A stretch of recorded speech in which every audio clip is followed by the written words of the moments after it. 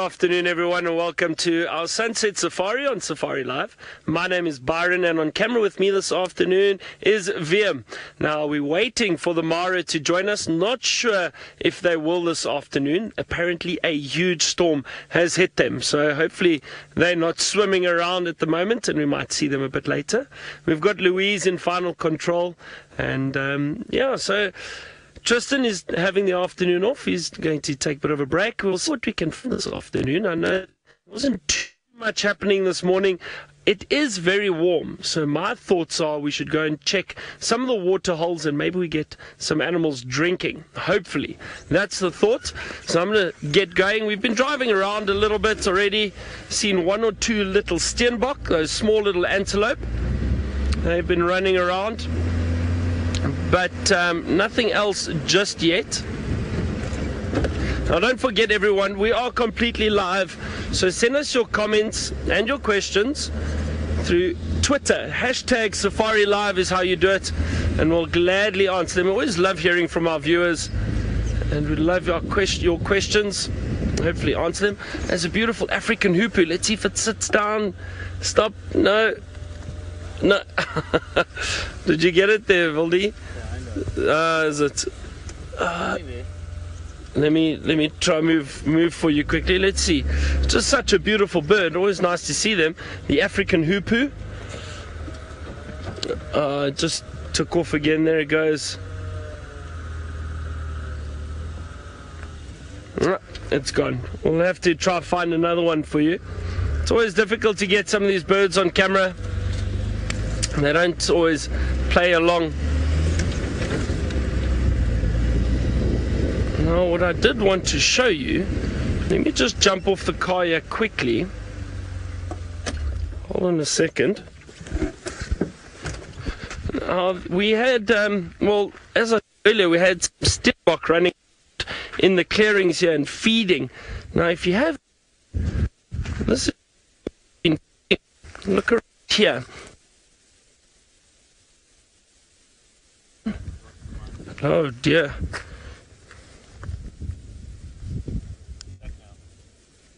Is it back? You got me? Sorry everyone, apparently some mic issues. Alright, so as I was saying, what gone? Now? Okay, so I clearly can't bend down. Something's wrong with the mic. As I was saying here at the moment, there's a lot of green grass shoots around, and I think that's what these little Steenboks were feeding on.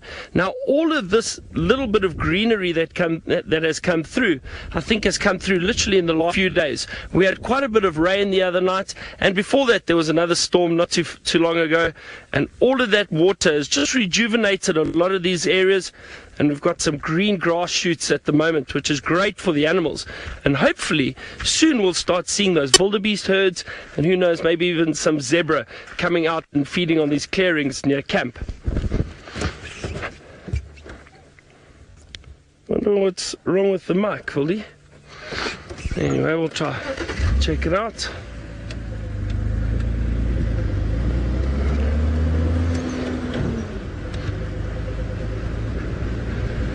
Alright, so we're going to continue down towards the dams, see what animals we can find. While I do that, let's head across studio, so hopefully he's dry.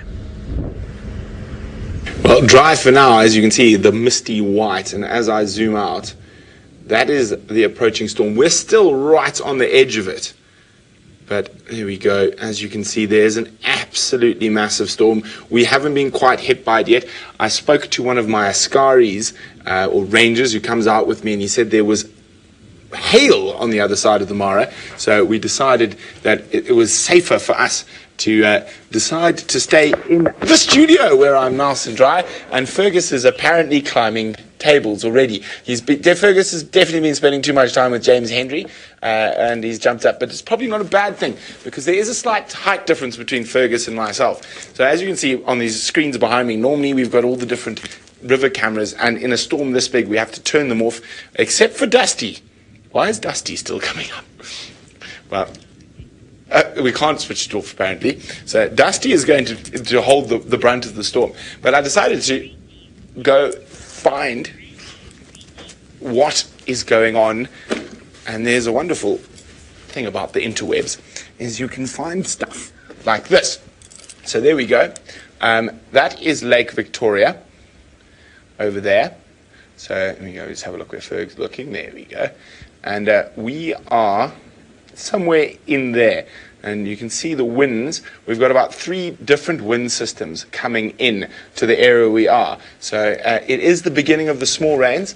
And of course, the small rains here in Kenya will deliver more than double the annual rains in Djuma. So we're sitting there, and what I think the water is being pushed off from this big dark patch here, and that is heading straight towards us at the moment. You can see there's wind systems all pushing that towards us. We are hoping it's not going to last for too long, but this is one of the reasons the Mara is absolutely fantastic for game viewing, is this huge amount of rain. Now, Riti is wondering, while I lounge in James's chair. So if you're going to do it in James's chair while he's not here, you've got to do it properly. So while I'm in James Henry's chair, I will tell you why, or Riti was asking, sorry, whether the animals hide from the rain. Unfortunately, a lot of the animals don't have that luxury. They will probably try to hunker down. You want to see a miserable lion in a storm like this, they just sort of fold their ears and sort of close down. They're very unhappy. Certain animals, warthogs and your burrowing animals, will go down. But if the storm is big enough, it will actually push them out of their burrows. Certain animals will head to trees to try hide from that. Now, the one animal that takes great joy in this, I think we have a skull. We do. And I would not have believed it till I saw it with Zander last year in May, when we had a storm of this sort of size coming through. And who would have thought that the spotted hyena is going to be the one that takes advantage of this weather? Now, they focus on Thompson's gazelle and wildebeest, and while the animals are hunkered down, these hyenas just run through the storm and keep putting pressure on them. And I literally could not believe it. I tried to film it on my phone through the window, but obviously in a storm this hard, it was very difficult to see.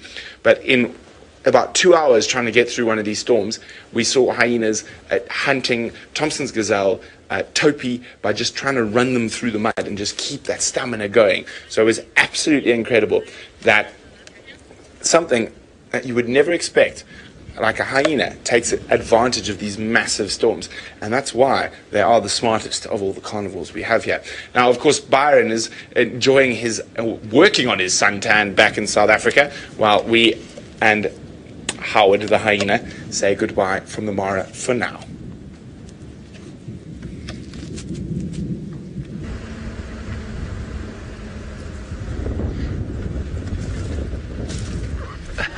I am indeed, Brent. Hopefully you're surviving. Like it's hectic. Not that I need to work on my tan in being out in the bush every day.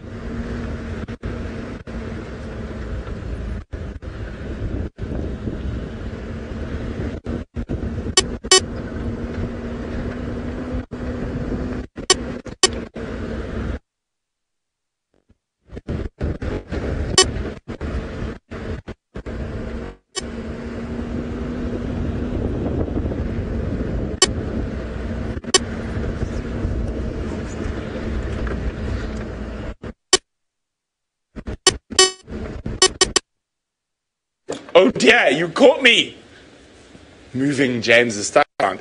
Now, Fergus thinks I'm quite brave. I think I'm quite brave as well. I'm trying to decide whether it's safe to sit on the bicycle. Oh, the pedals even work. Okay, no, this is too dangerous. But this is one of those funny things that I don't understand quite why it's in the studio. It looks nice, and I know James very much likes it. But for me, it's just a very old bicycle with 2 flat tires. But unfortunately, it seems like Byron found some gremlins, and whoa, this is quite dangerous. Well, Paul is wondering if I would say this is officially the start of the rainy season. Paul, I would say it started early this year. So as we look, we're quite protected at the moment. So we're going to go across to the mountain camera so we can have a look. So there we go.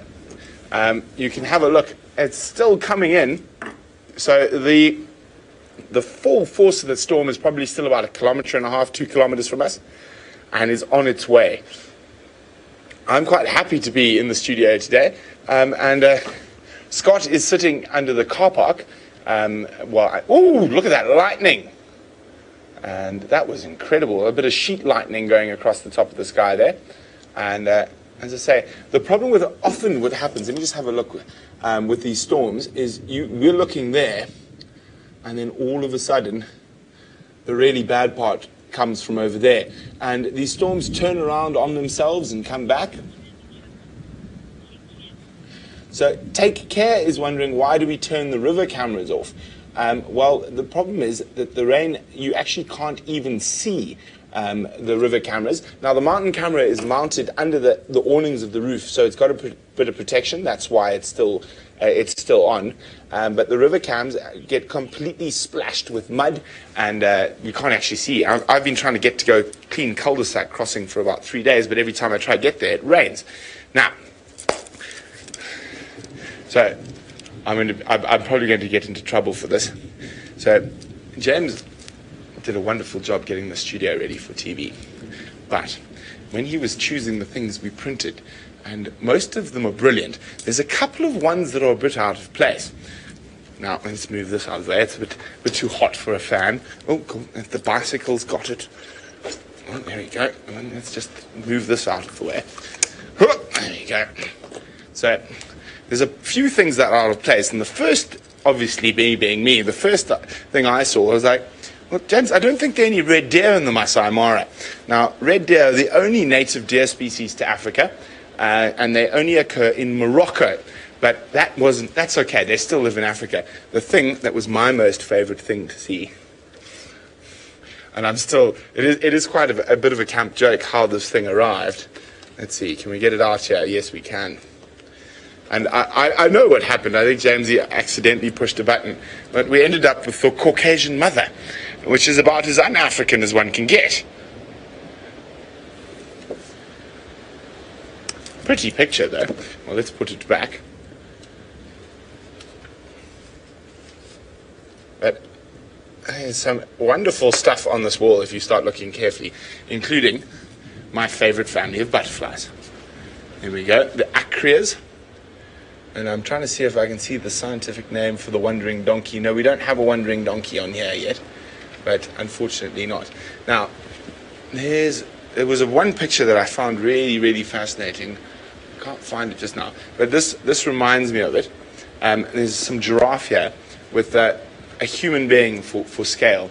But I'm actually going to throw this back on you guys. Who can tell me in what country a giraffe was held in menagerie in the 13th century? There's a good question for you. Now, it's a very, very interesting question because it goes into a much longer story about who discovered the world. Now, there's your hint. Hashtag Safari Live. If you can tell me what country was there a giraffe in the menagerie in the 13th century. But while you ponder that and I ponder more of what's on the wall, let's go across to Byron, who's bumbling around Djuma.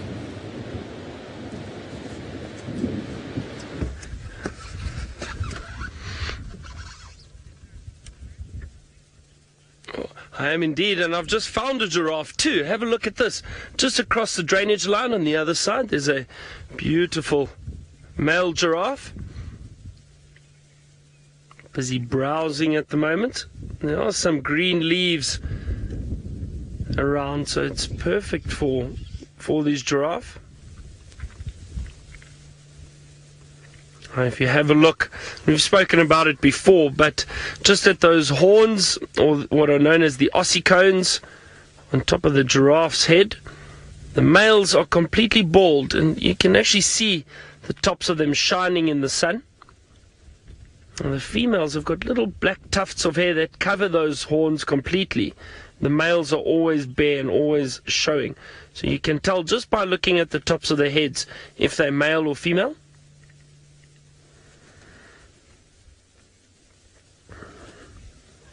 What is he feeding on there?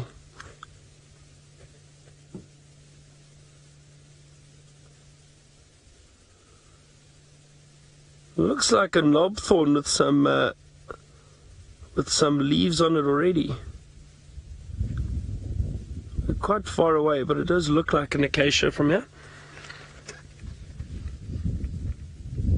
Now, it is a bit closer to the drainage line. There are some other trees around here that have got some green leaves on them. Because they're closer to the drainage line, there's a bit more water down here. So obviously the water table up here is a little bit higher, so there's more water for them.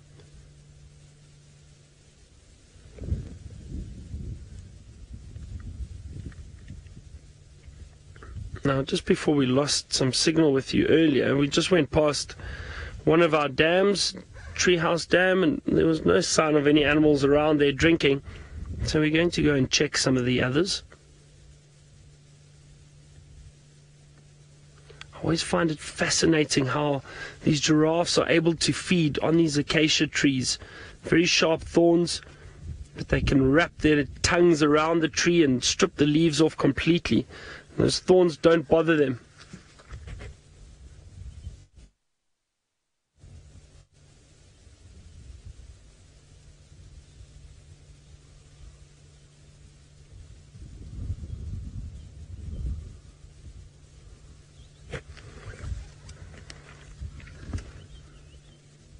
Let's see if maybe we can get another view from the other side.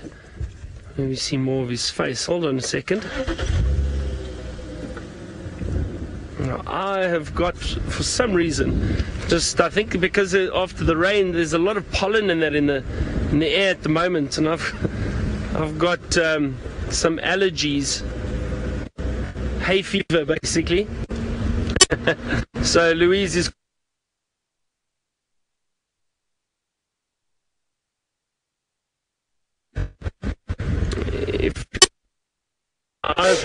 I was actually next door talking to Kirsten. Oh no, we're making noise again. We're trying to make a plan. So our plan was to show Jamie's pajamas. So Jamie's on her afternoon off. And she happened to be in final control, and Kirsten sent her across.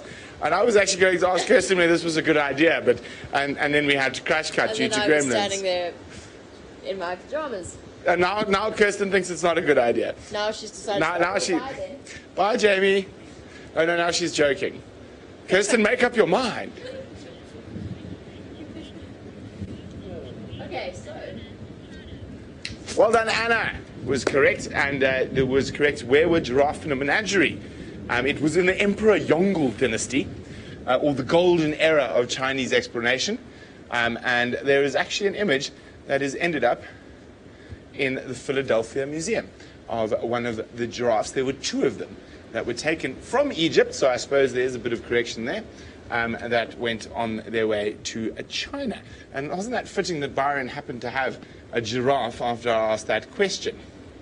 Jamie, do you know lots about Emperor Yongle? I know very little about Emperor Yongle. Now, Emperor Yongle... I know you have the book.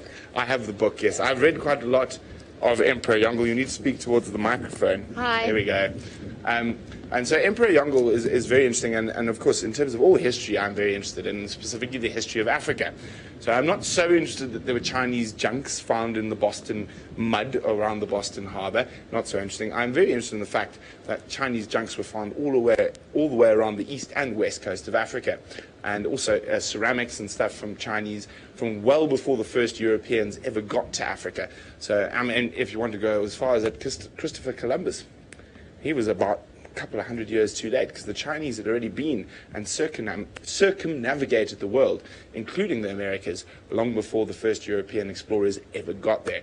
Now, that I find quite fascinating. So after Emperor Yongle and the Golden Age, there was Emperor Not-So-Yongle, and he decided everything from the outside was bad, and he actually burnt all those trading ships. I can't remember Emperor Not-So-Yongle's name, unfortunately.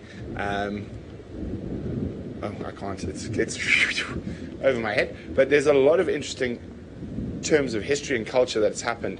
And specifically when you talk about the Chinese along the African coast and trade, we can see Jamie's just fiddling around behind. I don't know what she's up to. She's looking for a book.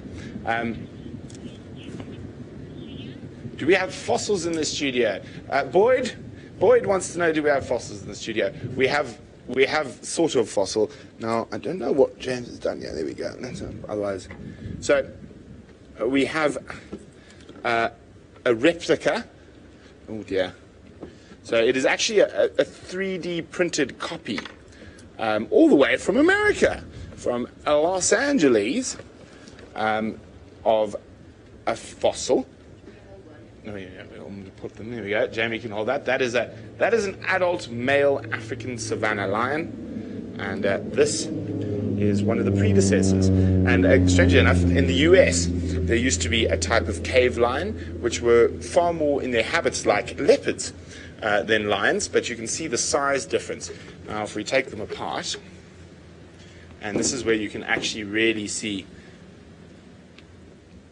the difference in the size of the canines. So it might not look like much here, but when you look at the muscles, so where the muscles are attached, so along here and along your cranial crest. Now, this is where all the really big muscles developed. And even though in terms of width and length, the cave lion was not that much bigger than the modern day lion, but if you start looking at the size of the areas that the muscles were attached, it was a much stronger animal. And this is an African cave lion, and African cave lions went extinct, and they were outcompeted by these little lions. Now, why did the little lions win? Well, the little lions won for a very simple reason. They became the only social cat in the world, which enabled them to compete against the far larger but solitary cave lions and saber-toothed cats. Now, there were lots of weird animals that used to live in Africa, and since we're in the studio, I think it's a good time to talk about some of them. So, we're talking about cave lions. There was actually a giant hyena that was the size of a waterbuck. There were running hyenas that could move as fast as wild dogs. But again, the giant hyenas, I think, have I lost comms? I haven't. But we'll talk more about running hyenas and giant hyenas and cave bears in Africa in a little while. But it seems like Byron has got a bird that says, Victor, Victor, Victor.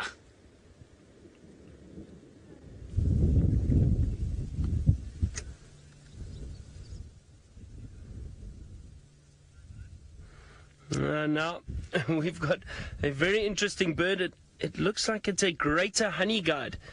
It is fine. It's hiding behind those branches at the moment. Haven't seen one of these for quite a while. It's always nice to see different birds flying around. I'll show you a picture of one shortly, just so you can have a better view of it. Louise is teasing me. She wants to know what the call sounds like. So, the greater honeyguide has got... Oh, it just dropped down there. The greater honeyguide has got quite a call.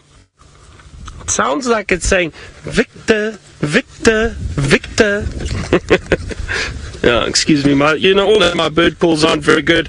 Let me show you. There we go. That's the greater honeyguide.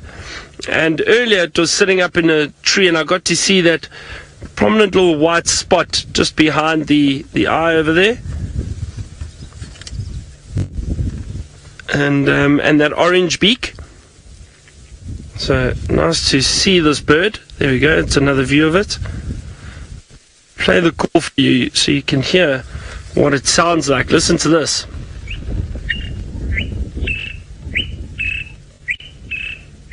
Victor, Victor.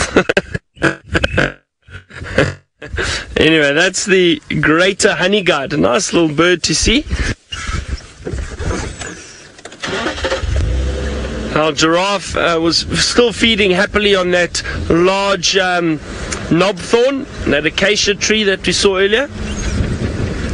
I'm trying to get down towards some of the dams, but I think because we're driving close to these drainage lines, our signal keeps dipping a little bit. So I do apologize for that. I'll get to the dam very soon, and then we should be fine.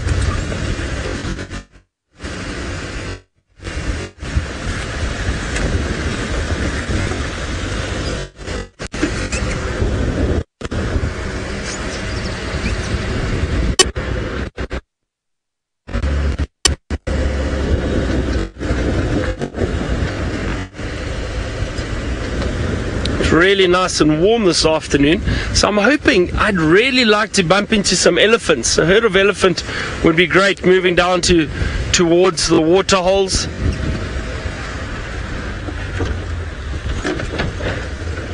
scanning the trees and everything now, just for interesting little birds, or I think because it's quite warm, the animals might be in the shade a little bit.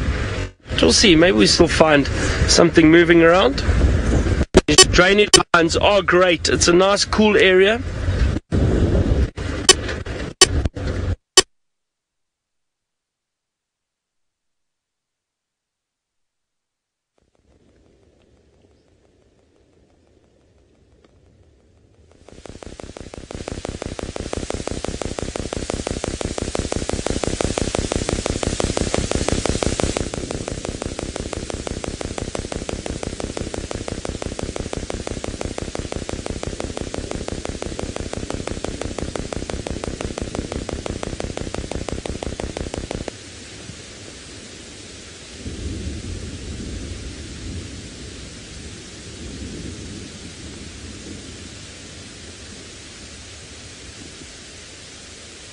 So are you back? So I'm not sure what happened there. I think you lost us for a second and you've just come back. So Paula, I was answering your question just about my break, or not quite a break, but I was busy. I was guiding people, and I must admit we had such a wonderful trip.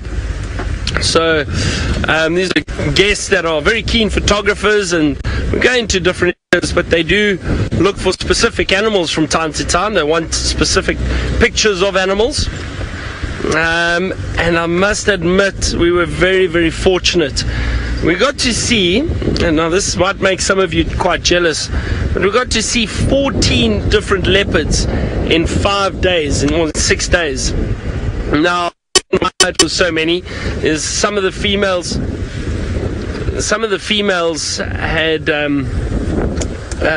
had cubs. One female in particular had 3 cubs at the moment, so that was really nice. Very rare. It's not often you get to see 3 cubs. And then we had another female with 2 cubs. We had a number of leopards with kills in the tree, and every sighting we got to, which was fantastic, we got to spend a lot of time with these leopards. We spent the one day we spent our entire 3-hour drive with a leopard and cubs, so it was very special, very nice. We also saw a lot of other animals, elephants, rhino. We saw lots of buffalo. No, actually I only saw a few buffalo, and towards the end of the trip there weren't many buffalo around for some reason. I don't know if it's got something to do with the drought. I'm just having a look here because we're now down at Twin Dams.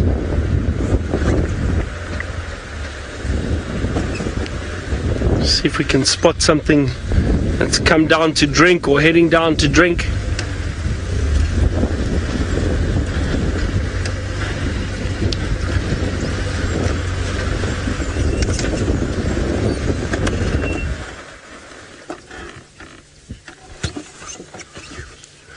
Let's just sit and listen here for a little bit. You can scan the area, just see, maybe there's some movement from animals coming down to the water. We'll have a look around. Now, Rashni, you were asking about the difference between taking guests on a photographic safari and guests that are perhaps their first time. And it is different, Rashni. It is very different, because I find often guests that are very keen photographers or do it as a hobby, they've generally been on many trips to the bush before, been on many safaris.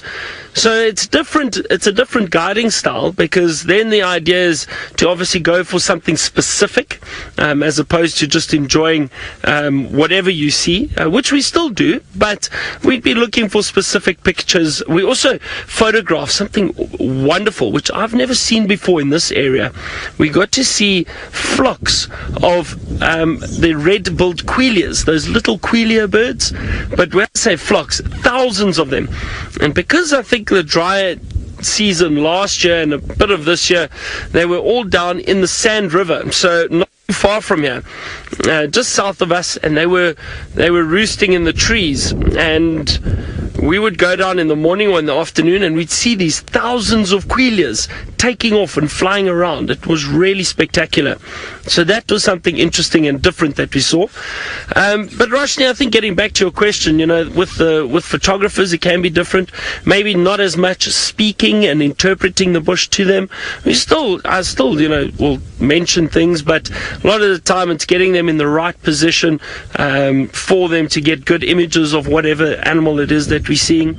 So it is different. I also guided some guests just after that, complete first-timers. They'd never been to Africa before, and that was really enjoyable. I loved that because the excitement you get from guests on the vehicle when they're seeing the animals is completely different. So it's really wonderful. I enjoyed that a lot.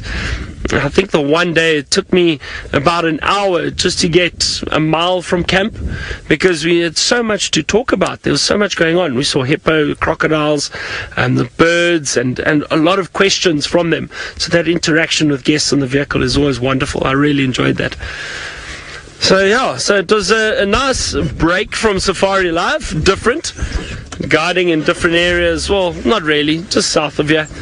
But having people on the vehicle and working with the tracker again, which I always enjoy. I worked with a friend of mine, Jerry, who's been a tracker for many, many years. And it was fun working with him, and his spotting skills are incredible. I'll tell you a story about his spotting skills at some point. But let's head across back to the Mara, find out how the storm is doing, and what are they up to in the studio now. Well, I'm doing what people do all over the world, and probably what people talk about most in the world is the weather. So I'm watching the weather. Now, so far, this very dark section that's been heading towards us has dissipated a little bit, but all of a sudden, Uganda, they're in trouble. Uganda, they're getting lots of rain, but we're okay at the moment. No, actually, I think that's South Sudan. Wait, let me do my Lake Victoria. There's the Nile River. Yes, that could be South Sudan that's getting a lot of rain at the moment.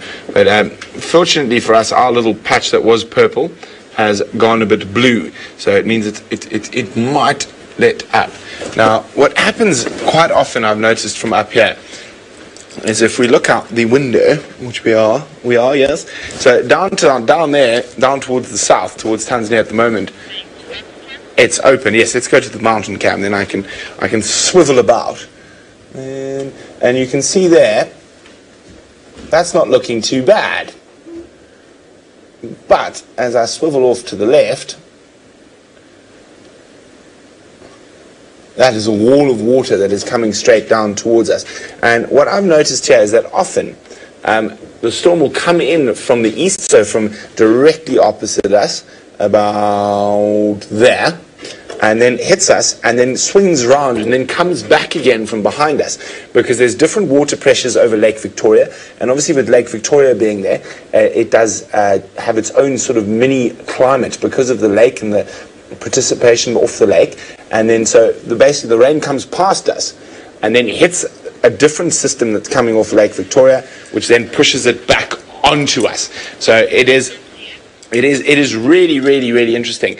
And as I say, we're learning every day here. So, and that's something I've noticed. And I've also noticed that the storms here don't care what you think. And you think, oh, it's gone. Yesterday was a perfect example. Craig and I lifted up our rain covers. We're like, yay, now it's time for game drive. And we got rained on again in 30 seconds. Now, Adele was wondering whether the storm might affect many of the animals. One animal it will definitely affect. Not this particular individual, because he's been dead since the 1800s. This is a replica from a specimen that is in the Natural History Museum in London. And again, it's a 3D printing of a warthog. Adele, warthogs actually have quite a hard time in the rain. So, of course, they live in burrows. Often the rain will flood those burrows, and they'll have to dig their way out. Now, quite often, and can you believe this, I used to climb into warthog burrows to see what they were like when I was much younger and a lot shorter. And quite often you get to a low point, and then you go up.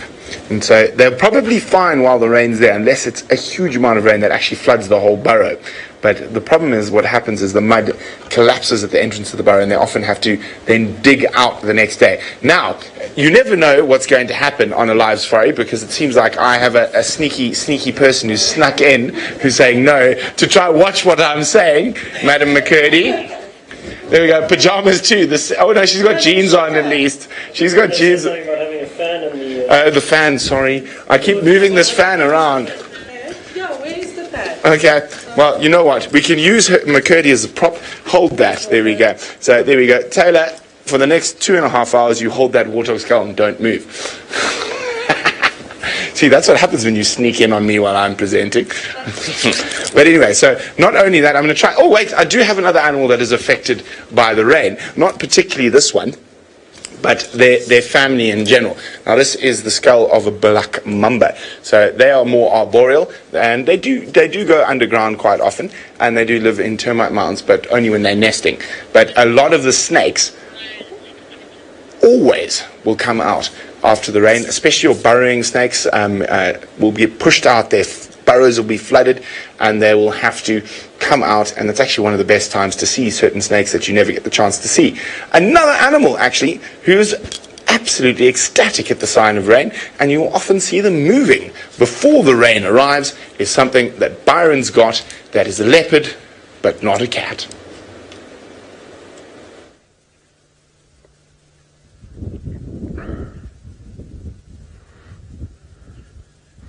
You are right, Brent, and I know you guys are getting out of the rain, but an animal that's enjoyed the rain and the moisture, this very large leopard tortoise, the first one of the season. That's really great.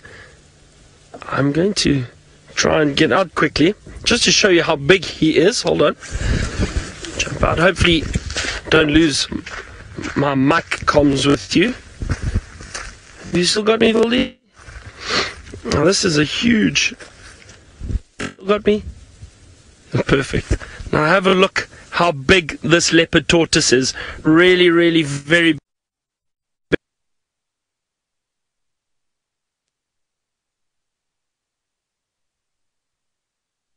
Touch the top of his head. Let's see if he sticks his head out.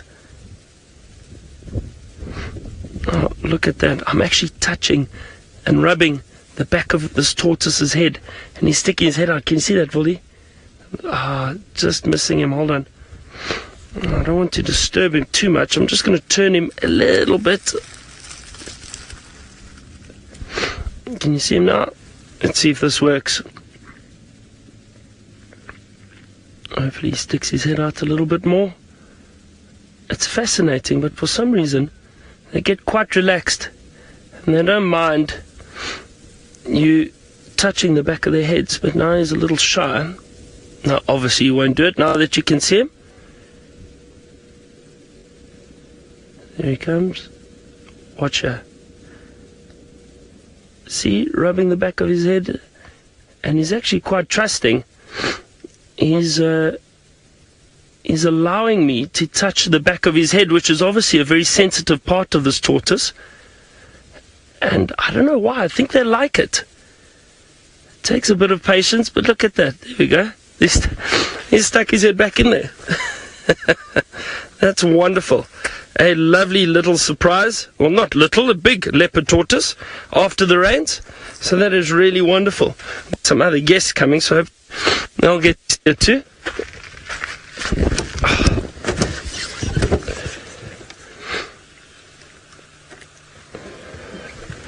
Let me just move out the way here quickly.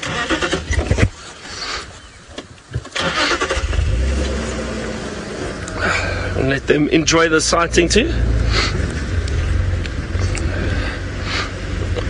Afternoon, everyone. How's it going?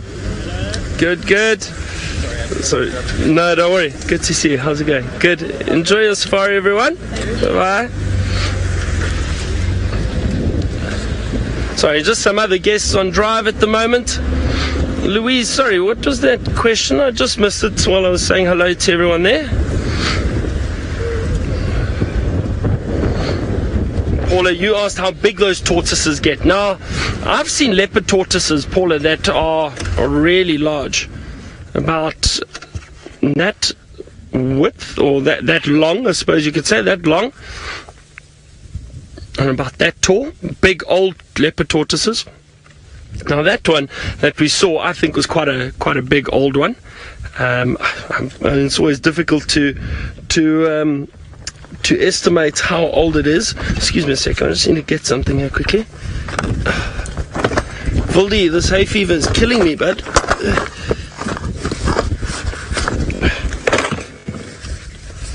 Excuse me, everyone. I'm not going to blow my nose.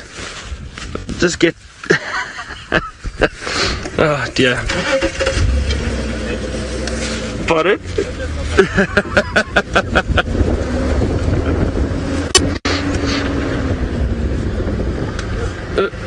VM asked, he said he hopes it's not his lens tissue. I hope so too, VM. I don't think so. I don't think it's your lens tissue. Don't worry. Aaron asked, what is the smallest tortoise we get? So we get 2 species of tortoises out in this area, in the greater Kruger area, and it's the leopard tortoise and the Speaks hingeback tortoise. Now the Speaks hingeback tortoise actually has quite an interesting carapace. That's the shell of the tortoise, and it's a lot flatter than that of the leopard tortoise, which is much rounder. Now the Speaks hingeback tortoise has a little bit of an indentation on the top of the shell, or the carapace, and it is much smaller than that of the leopard tortoise. The leopard tortoise is the one that gets really, really big, so it is different. Now we are approaching Chitwa Dam. I'm hoping we're going to get some animals down there coming down to drink. Who knows, who knows? Maybe some elephant.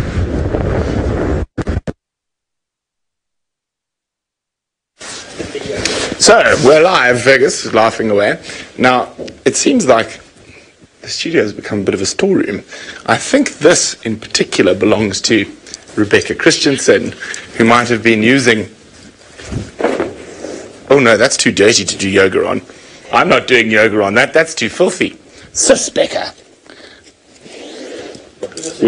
Would you do yoga on that, Matt?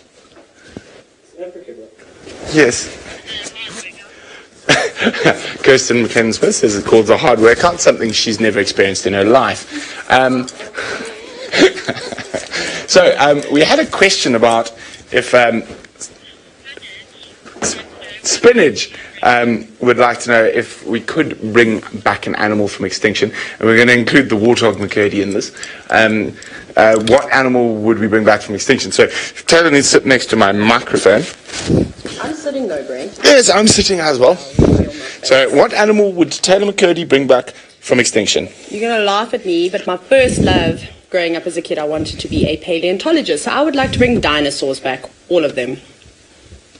I knew he was going to do that. As Kirsten says, too many dinosaurs, not enough space.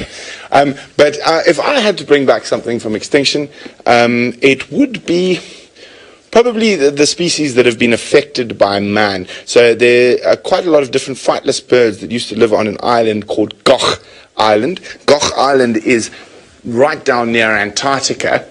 I don't have a map of the whole of the world.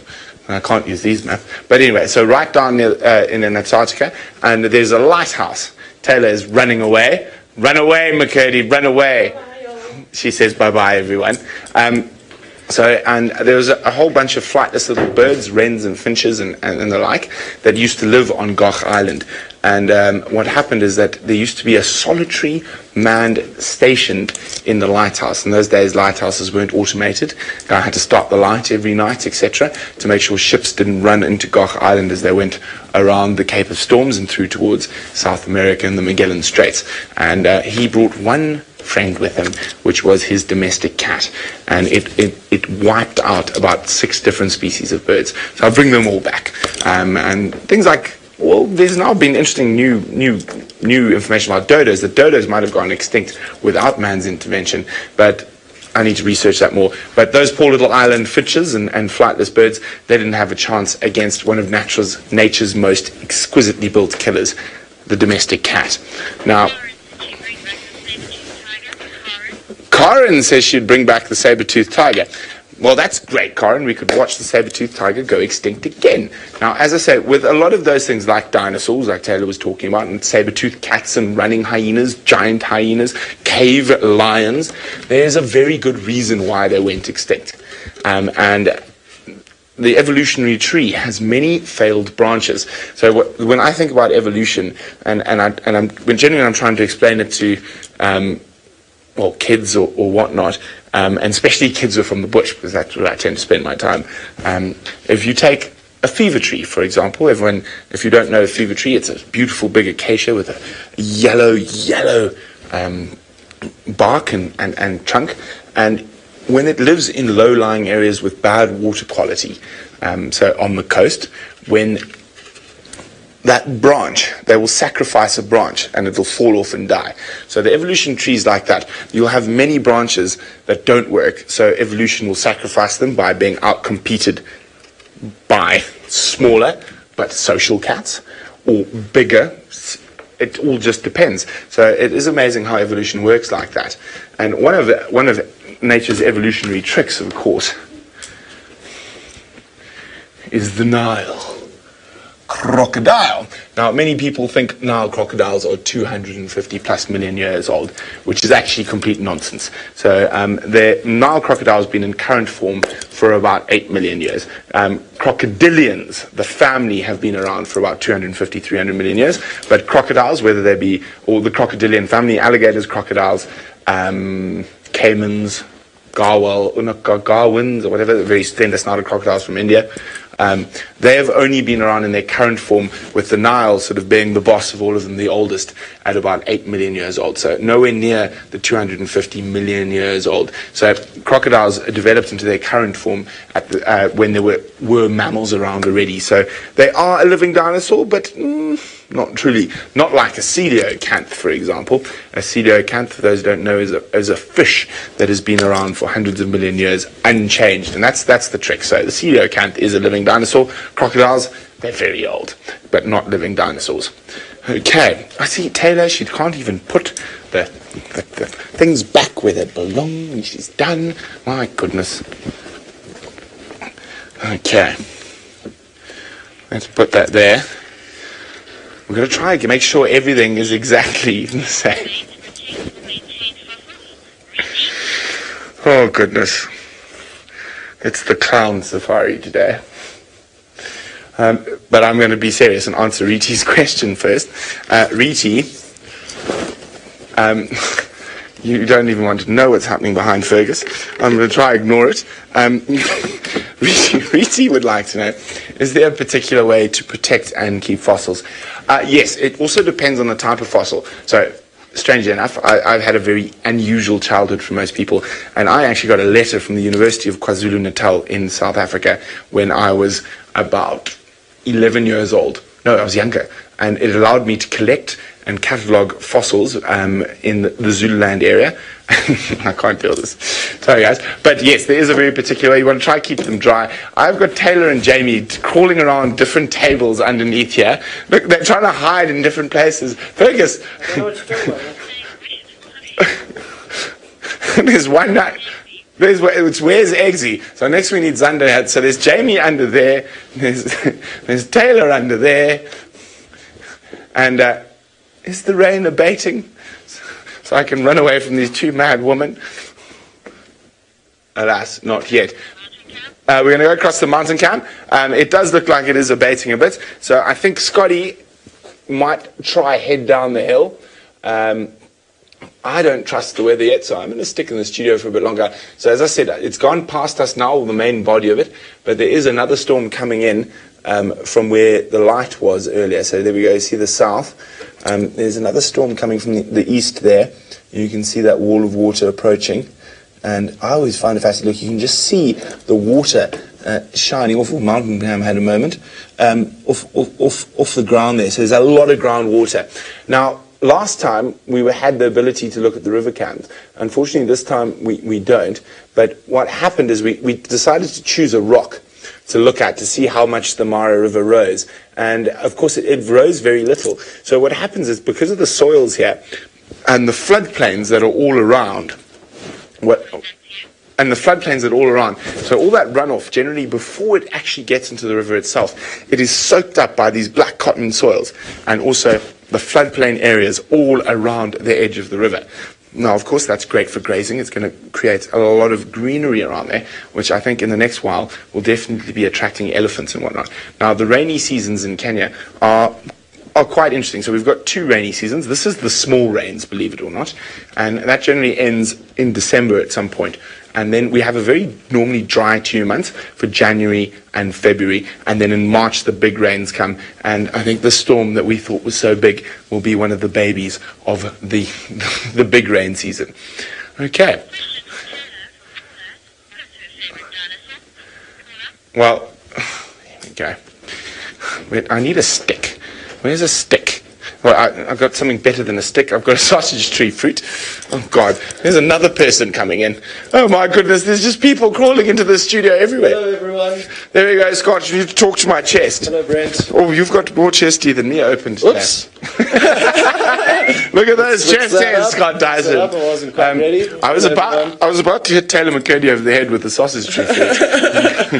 It would be sore because they're hard. I know. But we had a question for Taylor. Sorry, Kirsten, I've been completely distracted now. Okay, Taylor, talk to the chest. What is your favorite dinosaur? Can anyone guess in this room? You can, because I told you. Yes, it's of course it's an easy one. It's a very normal dinosaur. Velociraptor. There we go. Fantastic. Taylor's favorite dinosaur is a velociraptor. Jamie is still under the table. I'm going to excuse myself. You're going to take a run at it. I want to go and make the technicians that fixed our tents some tea. Ah, well done. It's cold weather, to thank them for their hard work that they've done today. We've got Brent's vehicle perfectly waterproof. So exciting. Looking very slick. And then I'm going to go look for my cameraman and then possibly head out. Okay, well, we'll keep you updated. So what has happened with the storm, though, even though we have feed from the studio, if we have a look, we have no feed from the vehicle, so they could be obstructing the vehicle feed at the moment. James has lost his antenna. Now, the antenna is as big as a sausage. I'm not quite sure how he lost it, but I'm sure we'll find out. So James actually had to deal with the brunt of it, and I actually brought up where James was hiding a little bit earlier before I got distracted by the idiots under the table. Oh no, then I got distracted again and went across to our camp. So there we go, there's a satellite image of our camp. There we are on final control. There actually were 2 of the vehicles outside final control at the time. And then that is bathroom section 1, bathroom section 2, and that is the kitchen, and that is the mess tent. Now, all of us live in those tents over there. Of course, Jamie and I have a big tent. Fergus has a little tent. That's Fergus. Where's Fergus' little tent? By the kitchen, man. There we go. There's Fergus. The middle one, isn't it? Oh, Scotty. No, that's Scotty there. There's Fergus' tent. And then, so what I was going to show you where James was hiding. Ooh, all the way on the other side of the Mahara on the border. There we go. A little bit further upstream. A bit further upstream. Oh, I think I got a lot further upstream. There we go. So there is the beautiful Silas camp, nestled amongst the riverine forest, and our camp was not on Google Map when we put those tents up, but we go off over here, we drive. Actually, it might be. Is that a tent there, Ferg? Is that? Maybe not. But anyway, those our tents are in the forest over there. Okay. And, oh, we have a question. Kristen is wondering what flower is the first to bloom when the summer starts here. Kristen, it depends actually. So like anything, in an area like this where we get rain throughout the year, the flowers bloom throughout the year. So there are different flowers that are continuously blooming. One of my favorite flowers, which is also one of my favorites from Djuma, that is blooming here at the moment, is the bird's brandy, which is a type of lantana, which is a very tasty little fruit, and there's actually growing just outside our tent. So that's a very nice one. I just nip a little purple fruit, and they're not very big. They're absolutely minuscule on the way past. And now I can't remember the name of the white flower that's grooming at the moment. It's Serena. It's a Serena, Ciriana. But a lot of the guides in the Mara call it the toilet paper flower. That is not its real name. It just looks like white bits of toilet paper apparently across the grassland, but it is not toilet paper. It is actually a very pretty flower when you look at it a little bit more closely. Okay, let's put the sausage down.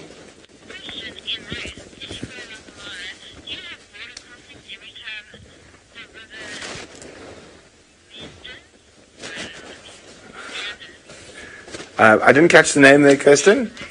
M. Ruth is wondering, when we go along the Mara River, do we have to cross borders? So, no. So, a lot of people have been asking, actually, and this is a perfect way to explain. So, we have 2 bridges over the Mara River in this area, and there is one which is outside of the reserve, and if we are going towards Musiara, and that area, we drive along this road, all the way to there, and then we come down this road, and it's across the Laga, there is the entrance Musiara Gate, where we enter the park on the other side. Now, if we go all the way down, the Mara River is in Kenya on both sides here, and we keep going down, maybe not too far down. We don't want to meander into Tanzania without a passport. So there we go. There's the Kenya-Tanzanian border, and there is the Mara River Bridge, or the Purangat Bridge. So we do able to cross. Now, occasionally on the Sand River, it does get a little bit confusing, where the boundary is a bit iffy.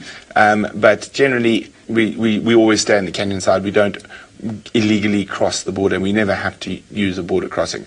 Now, it seems like Byron has finally found some signal and a pig, but I bet it's not as big as this one.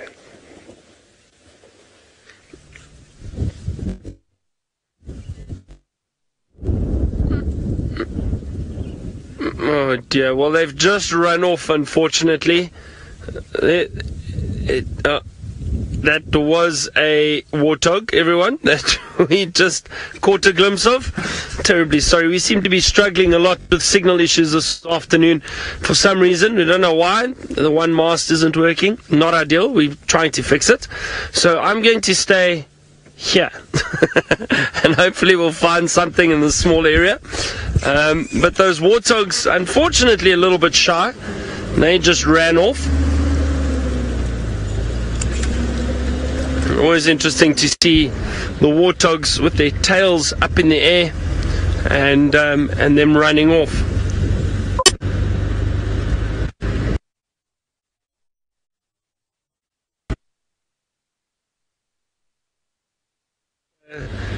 Busy studying to be a guide, and she wanted to know about symbiosis. Now, some of you may have heard it, and I thought, how can I bring up symbiosis? But of course, it's easy. We actually saw a bird earlier that is great for symbiosis.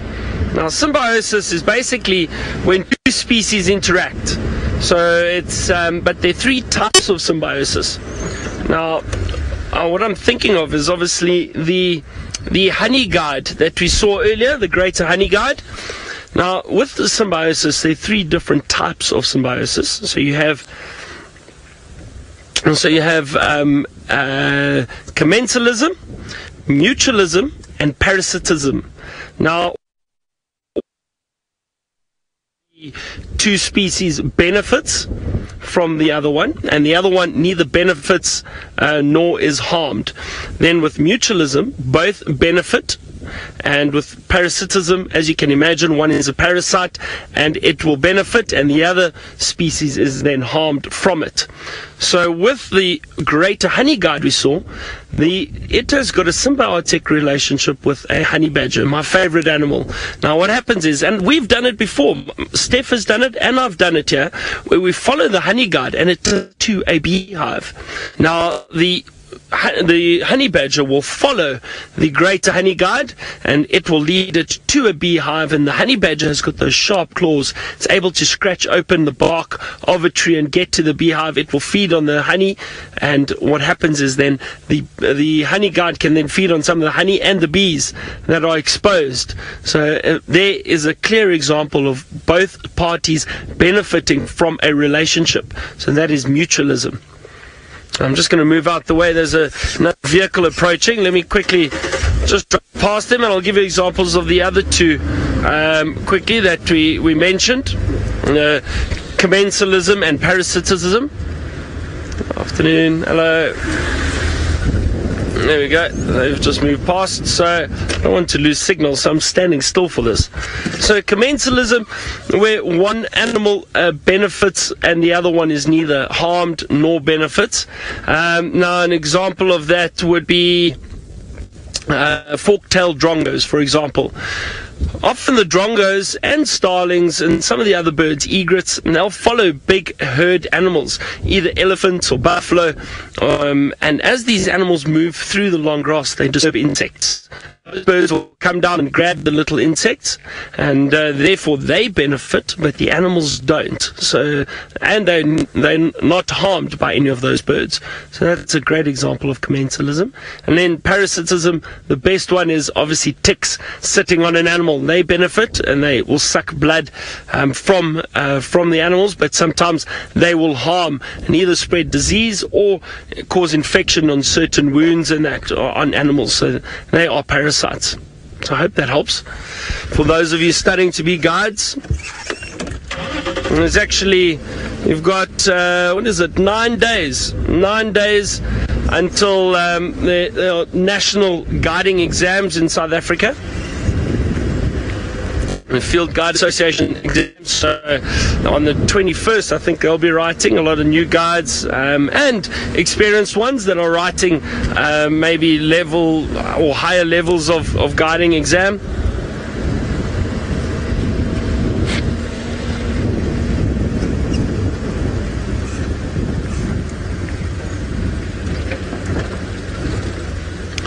James, now you asking which sighting was my most memorable while I was away. Now, trying to think. We had a lot of great sightings. We really did. Well, James, I think the best. So, I'll tell you the first. There were so many, and I'm just trying to think now. Okay, so the first day, actually, how's this for a first day on safari? We drove out, and I heard about reports of leopards that were mating in an area. Now, generally, when leopards mate, they should stick in an area. They won't move around too much. So I thought our best chance of finding them would be that afternoon. And we drove out, but they were kind of in a thick area along a drainage line, in a drainage line. It's not always easy to track, in no road, so we couldn't really be sure of where they were going to be. But as I always say, stopping and listening to the bush helps. So we stopped twice. The first time we stopped, there was actually a herd of elephant. And we watched the elephant for a while. And I explained to the guests, maybe our best chance of finding these leopards is if we hear them first. Anyway, we drove on, we stopped again, and then we heard these leopards mating. Took us some time to kind of maneuver through the bush, and eventually we found them. And we spent the whole afternoon with them, watched them mating, and that was the Anderson male and the Nanga female, which was always amazing to see that big male leopard. And they mated, but then what happened was, and this was quite interesting, there seemed to be a lot of hyena activity around these two leopards, and I wasn't sure, but eventually we found out there was do you see? Oh wow, well spotted, Viam, well spotted. Have a look at this 2 Bateleur sitting up in the tree. I think our light from this angle should be good.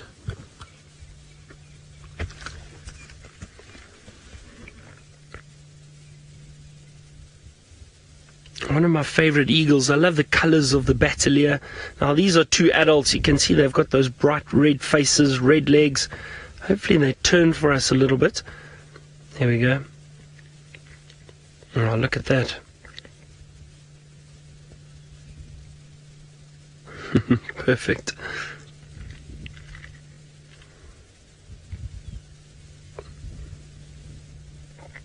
You can see the wind blowing those feathers up, and I always enjoy seeing those heads of the Bateleurs. They've got quite broad, wide heads, and especially when the wind blows from behind, you can see those feathers get puffed up a little bit, and it appears as if their head is much larger. There's very short tails. What we can see at the back there, those little feathers right at the back, actually wing feathers. They're not tail feathers. Those wings extend quite far back. Their tails are very short. One of the easy way of identifying the Bateleur eagles when they're flying is by their short tail, and they've got quite a interesting movement, rocking movement in their flight pattern.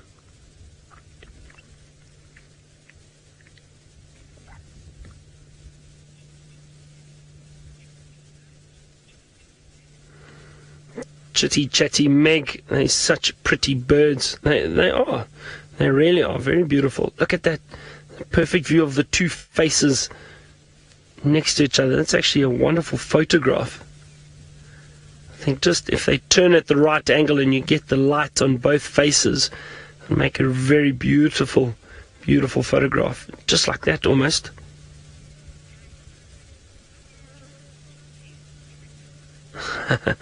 Eric the poet, you say an eagle with two heads.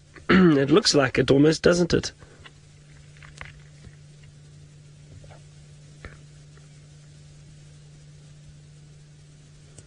Now I can't see the other one, but I am assuming that this is a male and a female in the tree together.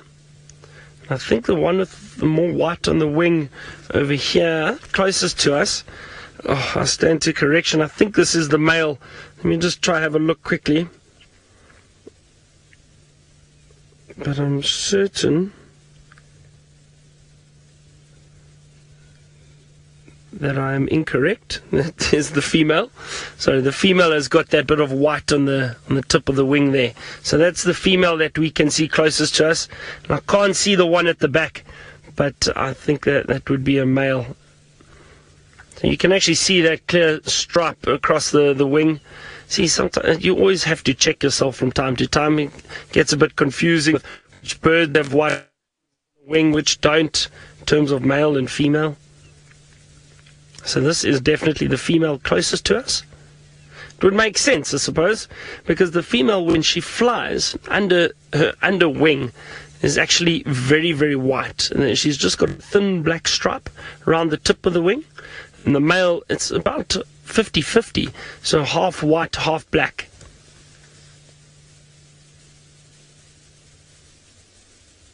I'll show you what I mean by that.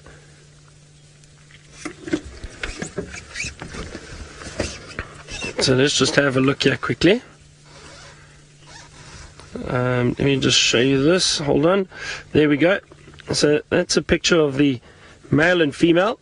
So there you can see the white feathers I was referring to on the edge of the wing. That's the female. And the male has got black all the way down the wing. You see, now what I meant by underneath the wing, if you look, and that's the female, a lot of white with that thin black stripe. And the male has got a lot of black and a lot of white. So a little bit of both.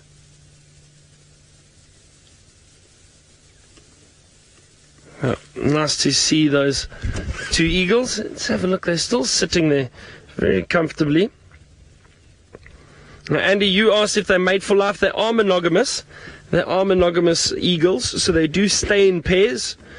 I always, you've got to be careful, Andy, with that term mating for life, because out in nature, yes, they'll be monogamous and the pair will stay together, but obviously if something happens to one of the birds, one of the animals, it will, instinctively go look for another mate.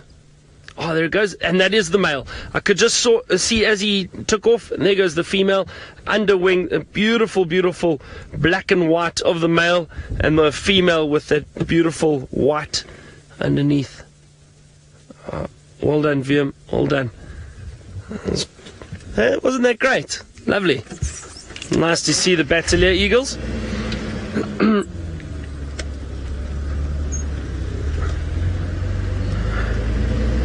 Stevie, you asked if they're nesting near here. I do think so. I'm just trying to have a look around. I don't see a nest at the moment, but I'm sure there is a nest in this area, and that's why they're around here. A male and female pair, most likely because there's a nest in the area. That's why they're together here.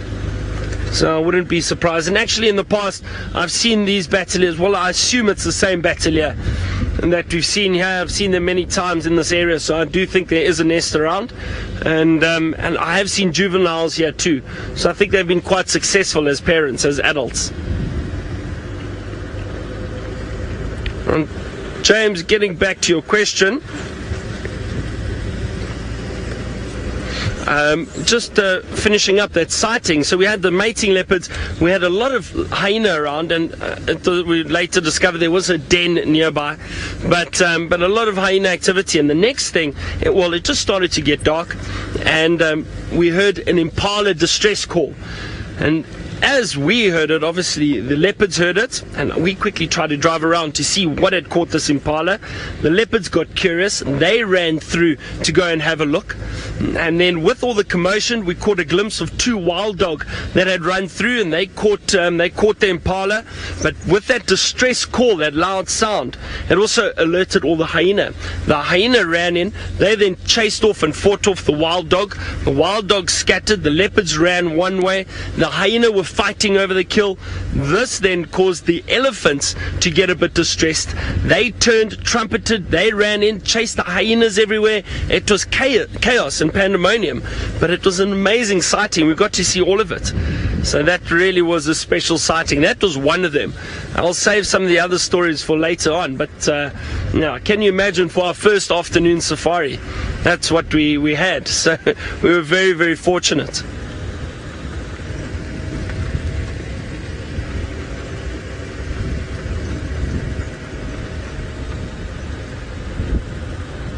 Alright, well, let's go across to our very wet friends in the Mara, and let's find out how the studio is treating all of them. Oh, it started falling. I managed to catch it. Stay! No. But anyway, so I decided to do a little bit of research into some Maasai folklore. Oh, Turako feather. There we go, isn't that pretty? From Muscalo's Turako. Very, very nice. But anyway, back to Maasai folklore. Now, unfortunately, I don't have two young men. I've got two old men, but they'll have to do. And there's a piece of my shuka. And so the story goes, it's the two... Oh, 1 second. No, I can't remember the name of the story. I can remember the whole blooming story, but I can't remember what it was called. The two brothers who were friends. So they weren't exactly brothers, they were half brothers. In a lot of African cultures, polygamy is still widely accepted. So there were two brothers from the same father and a different mother, but they were inseparable. They were closer than full brothers would have been. They were the best of best friends. And every day, they used to go out to look after the cows. And off they would go. And then when the one brother was very, very young, his mother died. So the husband only had one wife left, and she was then tasked with raising both the boys. The boys' friendship continued into their teenage years. They were the best of best friends. They were absolutely inseparable.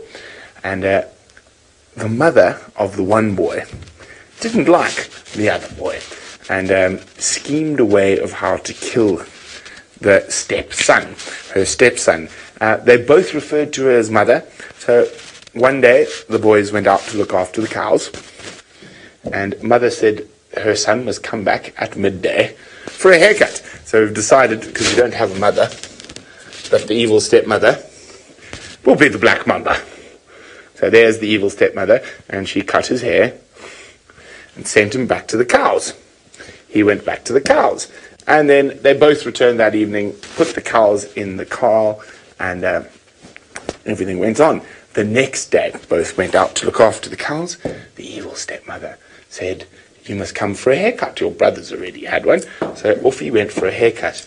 Now, at the head of the hut, she had dug a deep hole.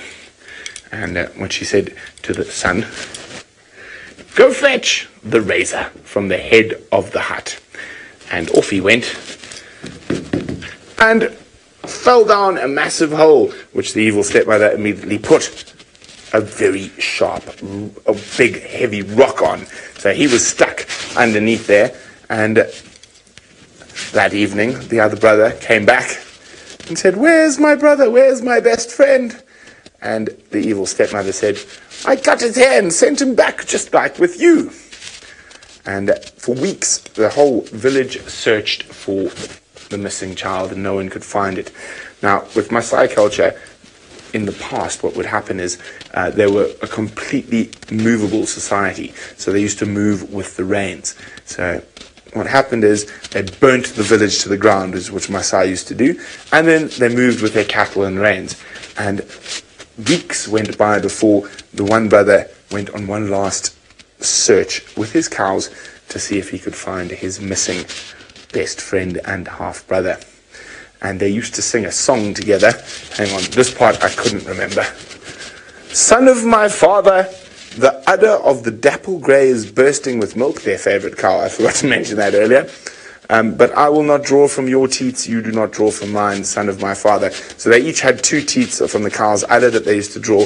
So he started singing that song because he missed his brother. And all of a sudden, from under the ground, the song started resonating back. And he thought it was just an echo. So he sang it again. And then again, and eventually he managed to move the massive rock. And his brother had been surviving on eating insects and worms, and his clothes were tattered. So he gave him the clothes off his back. Fortunately, there will be no nudity because this Maasai has got 2 sets of clothes. If I can get it, or maybe not. He gave the clothes off his back, and gave him a whole bunch of fresh milk from the cow. Now, when this brother told the story, this brother sharpened his spear, went back and stabbed his mother to death. And when the village elders were called to investigate, they listened to the story and decided nothing should be done. And I think it's my favorite line in the whole story. At the end, let me just get it. And there we go. So the men were assembled, the story was told, the people simply listened without comment, nothing could be done. So the boys lived happily without mother. So it seems even in African culture there is the evil stepmother story. It's a little bit different to Cinderella though, this time, but still a nice little story. I'm going to try to find some more cool old Maasai folklores that I can share with you while we are in the studio. So Scotty did try to go out. Unfortunately, it seems the storm is blocking the signal from the vehicles. So it is still there and it is coming back.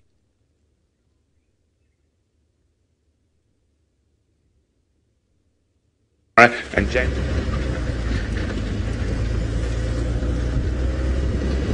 All right, sir.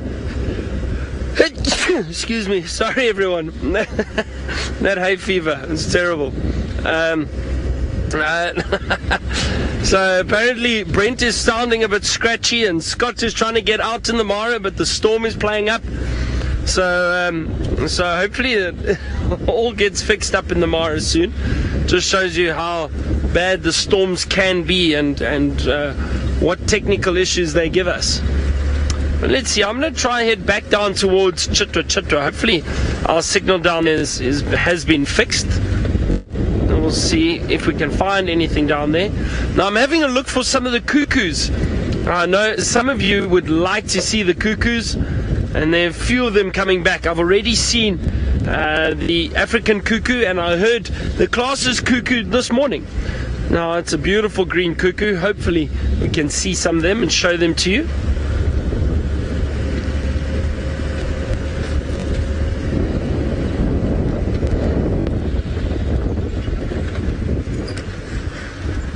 I've had no sign of elephant anywhere, and I've been looking for elephant this afternoon, but no fresh tracks, no branches breaking, no trumpeting. They've been very quiet. Now I know Tristan had an elephant herd this morning, I'm very jealous.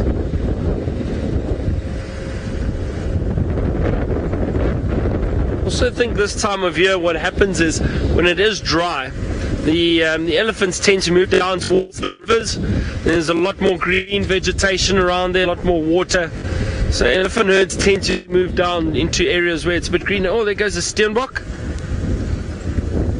Will it stand for us? No, not interested. Just ran through into the long grass. You might see it there. There we go. Beautiful male Steenbok. Oh, it's nice. Always nice to see these little antelope running around. I've actually seen quite a few this afternoon.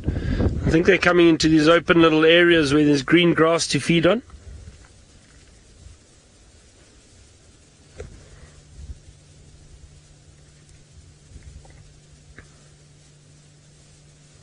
Just scanning around to see if I can see a female anywhere.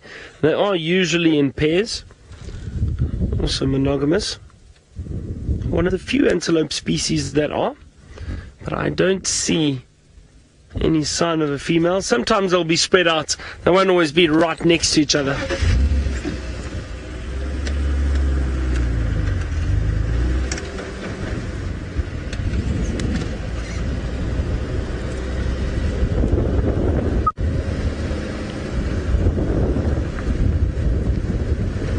Bridget, you asked about the yellow-billed kite and when will that be back? Now, Bridget, if I'm not mistaken, I'm going to double check, but I think there are some yellow-billed kites back already. I'm trying to think if I saw one a few weeks ago. I actually think I did, Bridget, to be honest, the yellow-billed kite. And I'm just checking here that, yeah, they should be back already. Definitely. And I did see one. I saw one about 3 weeks ago. I haven't seen on Djuma though, but I saw yellow-billed kite. I mean, they come through the end of winter, so even August they'll start coming through. August to April, so they're not away for very long.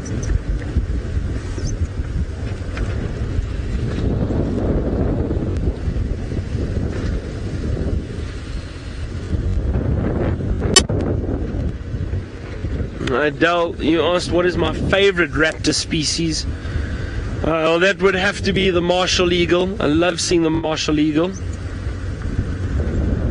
And it's actually my favorite bird. I think it's just so regal. It's got these deep set eyes, beautiful colors, powerful, strong, powerful eagle.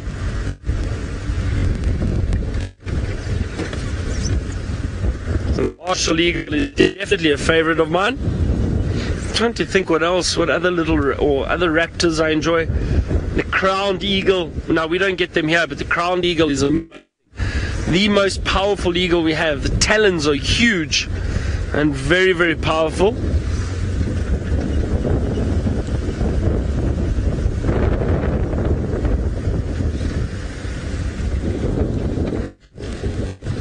I'm scanning the trees too, just to, you never know, maybe there's a leopard up in a tree somewhere.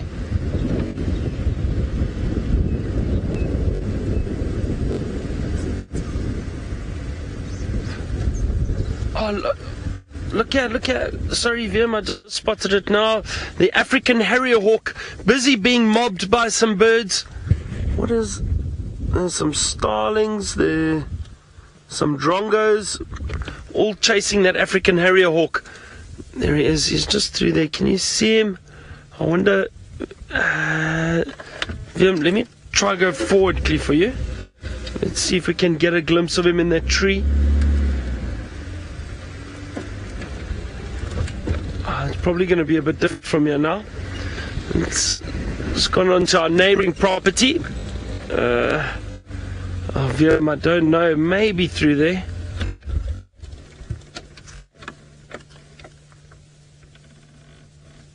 I think if you go in a little bit, there he is. Well done, Vim.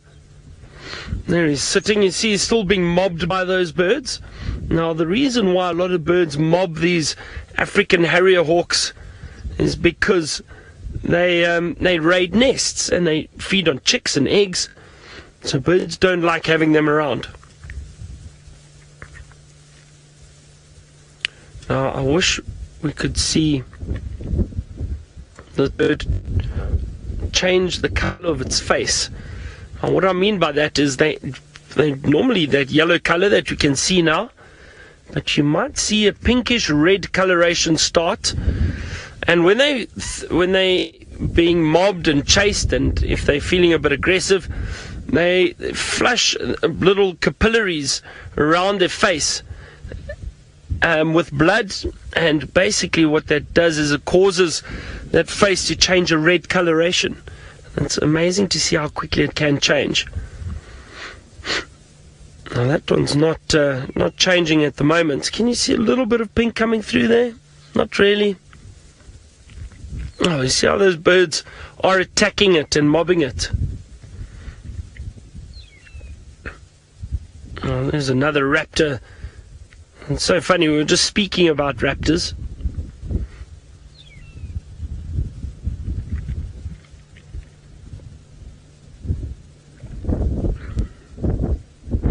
They are beautiful birds. I do enjoy these African Harrier hawks.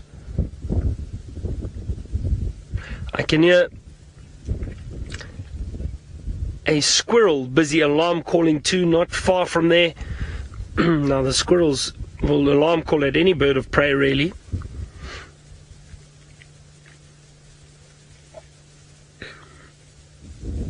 But wonderful to see how those birds are mobbing it. And you saw as it took off out of that tree, that whole group of birds just attacked it and mobbed it, trying to chase it away. They don't want it close by.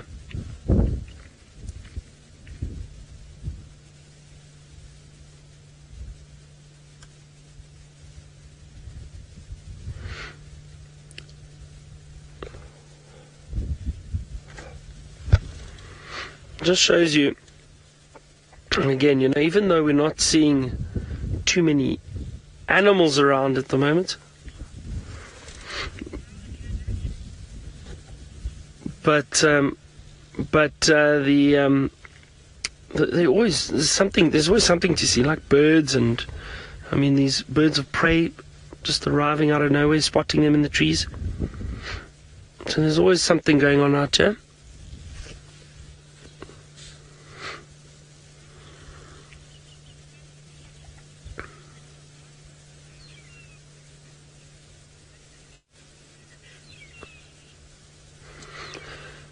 Now, Stevie, that's an interesting question, and one of the amazing sightings I had last week was of a number of leopards with kills in the tree. And you were asking if birds of prey or eagles or vultures will steal kills from leopards up in a tree. Now, to be honest, I've never seen it before. I've never seen it. Usually a kill in the tree that's hoisted is well hidden, and you don't often see birds going to feed on leopard kills. However, last week, for the first time, I saw a Bateleur and a tawny eagle come swooping in, trying to get close to a kill in a tree. A male leopard had hoisted an impala into the tree, and these birds were trying to get close to it. And as soon as they came in, obviously the vultures usually follow those birds. They saw them flying down. Next thing, a whole bunch of vultures came in, and this leopard ran up and down the tree, chasing these birds away. And it's the first time I've ever seen that. It was really fascinating. And as I said, I've never seen birds of prey go and try and steal kills from leopards or feed on kills in trees. But this one was quite exposed, this kill, and I think they had seen it. Gone in trying to get maybe some food, but this leopard was quick, watching the vultures and the trees, vultures in the trees, as well as the eagles flying around, and it was up and down that tree, chasing the birds. Every now and then it would run up and then run down, just keeping the birds away from its kill. Really fascinating to see. So, look, if the leopard isn't quick enough, maybe the birds will go and feed on bits and pieces of that kill. But usually I think a leopard would be very clever and quick enough to get up and maybe hide the kill a bit better, make it difficult for the birds to get to. But it was interesting, and like I said, I've never seen birds come into a leopard kill before like that. But at times they do. I've seen maybe one or tawny eagles or Bateleur hanging around, but never actually flying down, swooping into the tree, trying to get closer to the kill. So it can happen indeed. I think that African Harrier hawk has moved.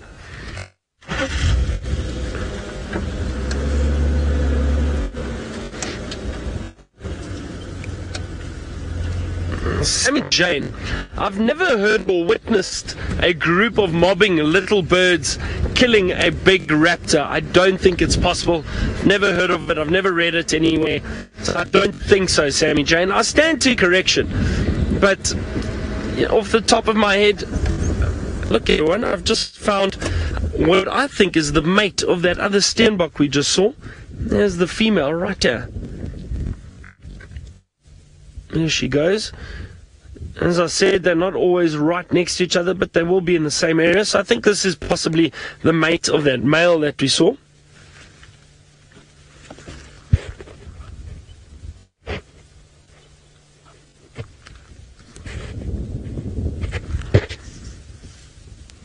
Nice to see the little female. But look how well camouflaged she is. Blends in perfectly to that long grass.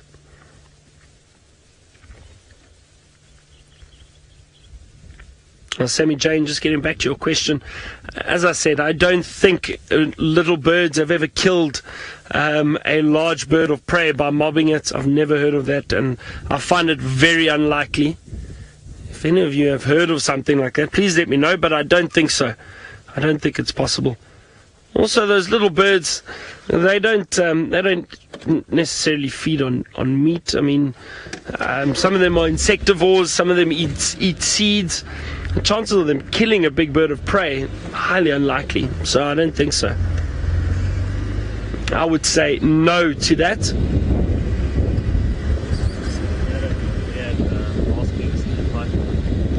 Really?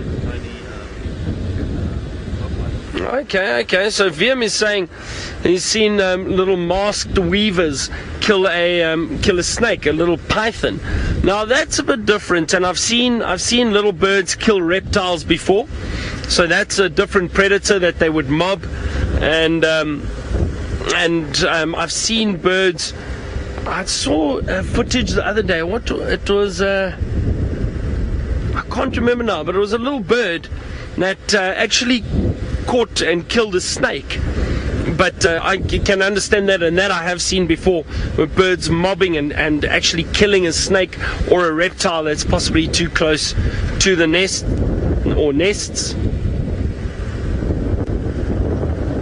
But with the bird of prey, it's a different ball game, I think, completely.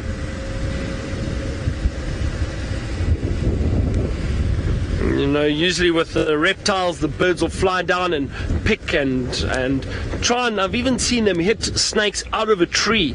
So they'll fly and like pick at them and try and hit them out of the tree. I've seen that before.